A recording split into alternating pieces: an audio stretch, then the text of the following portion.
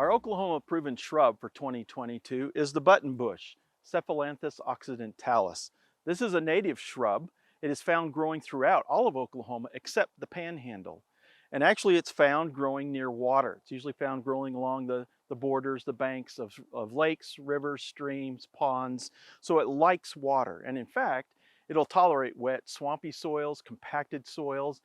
It just doesn't like to get really dry. So make sure you have it in a good spot that gets lots of moisture, or that you can provide some moisture at least during the hot, dry part of the summer. So this is a really nice plant. It has bright, glossy green foliage on it.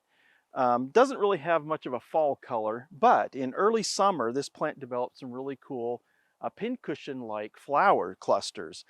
And we have some, this one's about done. This one has just finished blooming, but we have some still on campus and around town that are still blooming. They are white clusters.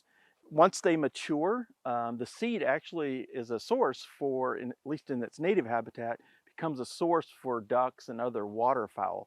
These seeds structures can also persist on the plant. Some of them can be a kind of a reddish brown color and can be somewhat attractive later on in the season as well.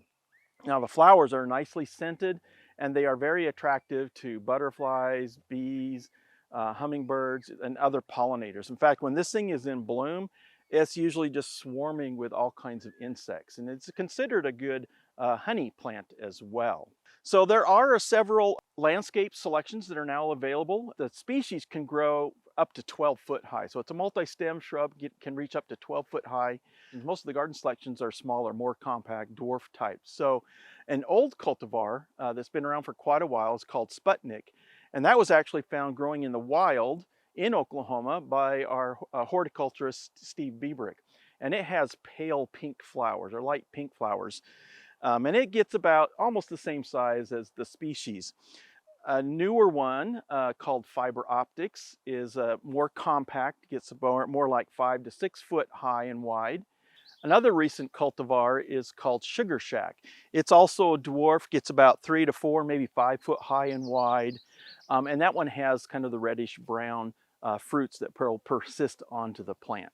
So again, this is a great plant, great for a native planting, a woodland area, especially wet areas and rain gardens, but is a great landscape plant as long as you can provide some supplemental water to it during the hot and driest part of the summer.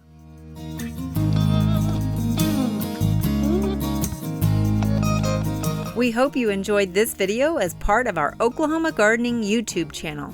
You can also find even more videos on the OK Gardening Classics YouTube channel. And join us on social media for great gardening tips, photos, and discussion.